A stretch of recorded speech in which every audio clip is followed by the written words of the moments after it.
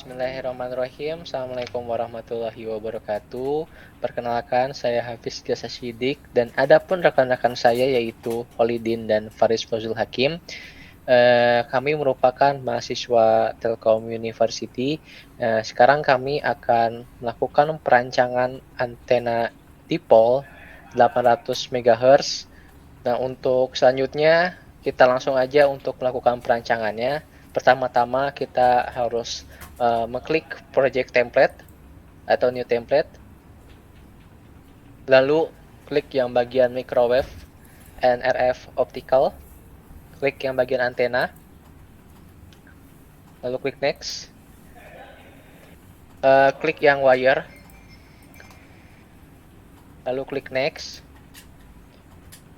klik domain, time domain, lalu klik next. Nah, untuk dimensinya itu kita pilih yang mm, dan untuk frekuensinya sendiri karena kita akan melakukan membuat perancangan antena dipol 800 MHz, kita frekuensinya ganti ke MHz. Lalu klik next jika sudah. Nah, untuk frekuensi minnya itu 700 dan untuk frekuensi maxnya itu 900. Nah, kenapa untuk frekuensi min dan maxnya 700? Karena kita akan mencari nilai tengahnya yaitu 800 MHz. Klik aja untuk selanjutnya, klik aja E field dan H field-nya dan far field untuk menampilkan nilai tengahnya. Lalu klik next. Nah, untuk template name-nya kita ganti aja jadi dipol. Antena dipol. Lalu klik finish.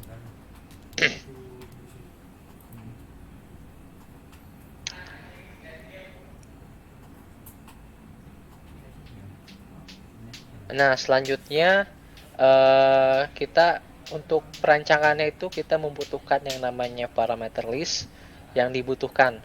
Nah, caranya itu kita klik aja yang bagian name. Kita kita kasih nama WL. Nah, untuk expressionnya sendiri yaitu 375. Nah, untuk description-nya itu adalah panjang gelombang.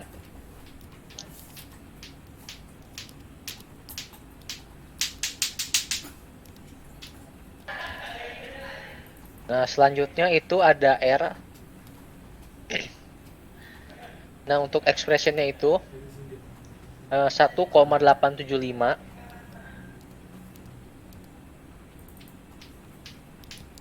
Nah, untuk description-nya itu radius. Nah, selanjutnya ada L.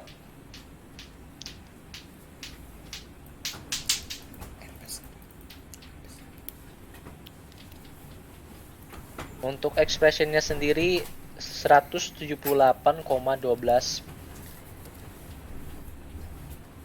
Nah, untuk deskripsinya yaitu panjang dipol.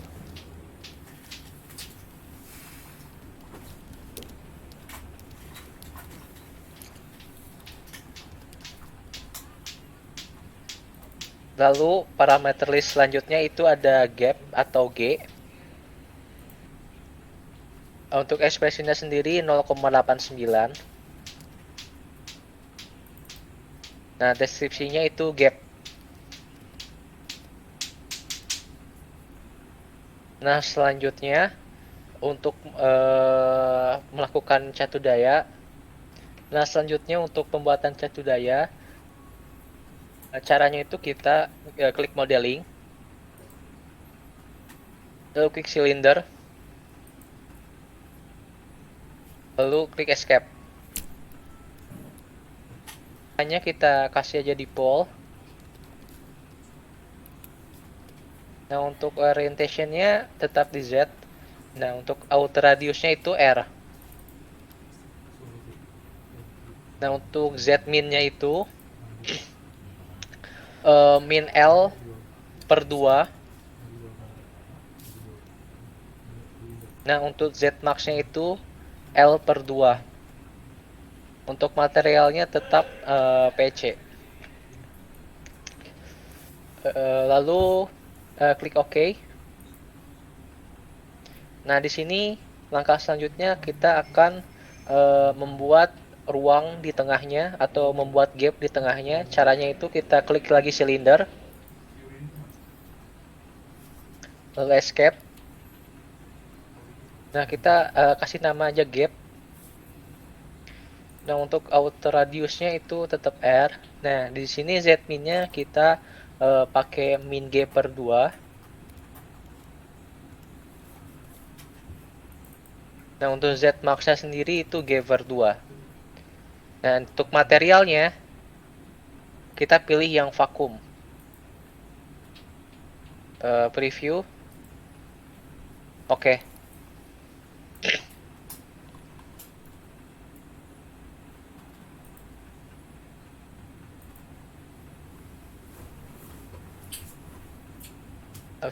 Nah, di sini kan masih terhubung ya. Nah, untuk cara menghilangkannya atau jadi terpotong untuk elemennya itu caranya kita klik dulu komponen, di expand lagi komponennya. Nah, pilih yang bagian dipol. Nah, udah itu pilih yang boolean, di expand booleannya. Nah, pilih yang substrat. Lalu klik gap. Lalu tekan enter. Nah, di sini untuk bagian tengahnya itu sudah terpotong atau ada sedikit rongga. Nah, langkah selanjutnya itu kita akan melakukan catu daya antar elemen kiri dan elemen kanan. Caranya itu kita klik simulation, lalu klik discrete port.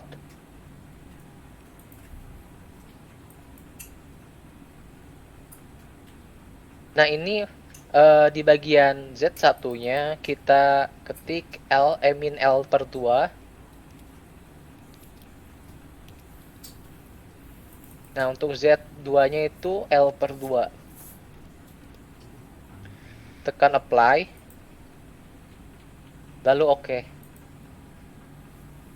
Nah, ini kita sudah melakukan catu daya terhadap kedua elemennya. Nah, langkah selanjutnya kita tinggal running aja untuk si antenanya. Caranya itu langsung aja kita tekan setup solver. Nah, di sini kita kan memakai S parameternya 50 ohm, sudah 50 ohm. Nah, jika sudah 50 ohm, kita tinggal kita klik start saja. Nah, selanjutnya untuk optimasi akan dijelaskan oleh rekan saya Faris Fazul Hakim.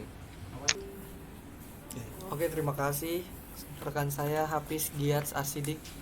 Nah, sebelum kita optimasi, alangkah baiknya kita melihat terlebih dahulu nilai yang telah kita dapatkan. Nah, untuk nilainya kita bisa move axis marker to minimum. Nah, untuk nilai yang kita dapatkan di frekuensi 758,8. Nah, untuk return loss-nya itu ada di min 15,3. Nah, ini untuk frekuensi kerja yang kita inginkan ini masih belum sesuai. Nah, karena belum sesuai, kita akan melakukan optimasi. Nah, optimasi kita tambah di parameter listnya dan nilainya kita ganti ke nilai frekuensi minimumnya 8 dibagi dengan nilai frekuensi kerja yang kita inginkan. Nah, ini kita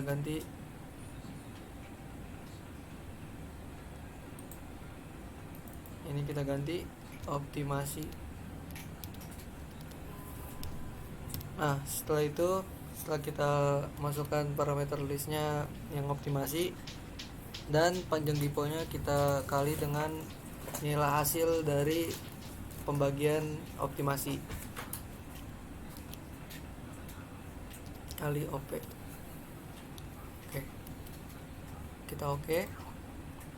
Nah, setelah kita udah memasukkan, kita input nilai optimasinya, selanjutnya kita start simulasi lagi.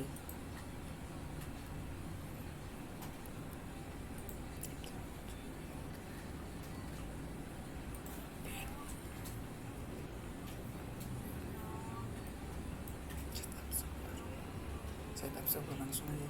Nah, kita simulasi lagi, kita start. Nah, setelah selesai running simulasinya, kita lihat lagi. Nah, kita move axis to minimum. Ini masih kurang kan dari nilai yang kita inginkan. Kalau misalnya harusnya tuh di frekuensi 800. Nah, di sini harusnya di sini. Mungkin kita lakukan optimasi lagi. Optimasi minimum, di parameterisnya kita ganti jadi 798. Enter, kita oke.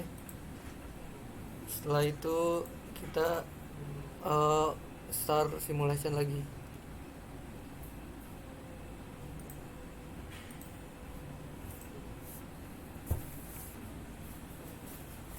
Nah, selesai, kita lihat lagi.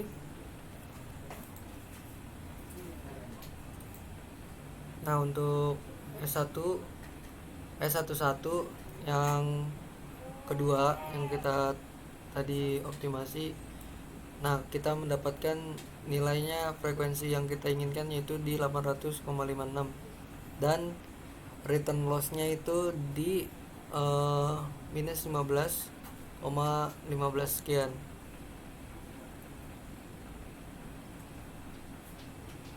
Udah terus nanti Orang ngejelasin dulu. oke, untuk yang kita dapatkan di S112 di optimasinya kita dapatkan itu min 15,15 untuk return lossnya, dan di frekuensi kerjanya itu di 800,56. Nah, untuk penjelasannya selanjutnya akan dijelaskan oleh rekan saya Holidin. Oke, selanjutnya di sini saya akan menjelaskan untuk penjelasan selanjutnya. Nah, di sini sudah dilakukan optimasi dan didapatkan nilai tengah atau nilai frekuensi kerjanya yang kita inginkan yaitu 800,56. Nah, selanjutnya di sini juga kita dapat melihat di bagian Fairfield. Kemudian pilih yang Fairfield 800. Kita lihat desain antenanya yang sudah kita desain. Nah, sini untuk desain antenanya dapat kita lihat untuk nilai direktivitasnya itu ada di 2,151 dBi, dan kita juga bisa melihat untuk nilai yang lain selain direktivitas ada nilai gain IEEE. Untuk gainnya itu 2,1,51 dBi. Kemudian untuk nilai realis gainnya ada di 1,769 dBi. Dan untuk selanjutnya juga kita dapat melihat nilai PSWR. Untuk nilai PSWR-nya yang sudah dioptimasi itu ada di 856 sama. Kemudian untuk nilai lossnya ada di 1,423 sekian. Nah, selanjutnya kita juga dapat melihat di bagian Fairfield, kemudian ke 1Z di bagian polar. Nah, di sini kita dapat mengetahui nilai bandwidth-nya yang berwarna biru. Kemudian di sini juga kita dapat melihat untuk antena yang sudah kita. Oke, selanjutnya jika kita sudah mengetahui nilai perhitungan dari nilai bandwidth-nya yang berwarna biru, untuk menghitungnya itu dari garis ini sampai ke sini. Nah, sini juga kita dapat mengetahui untuk nilai yang lainnya kayak frekuensi kerjanya itu ada di 800 MHz. Kemudian main loop-nya ada di 1,77 dBi, dan untuk main loop-nya ada di 9,0 dBi. Kemudian untuk wide-nya itu 3 dB. Dan selanjutnya kita juga dapat melihat untuk antenanya. Selanjutnya kita ke 3G untuk gambaran antena yang sudah dirancang. Oke, sekian dari perancangan antena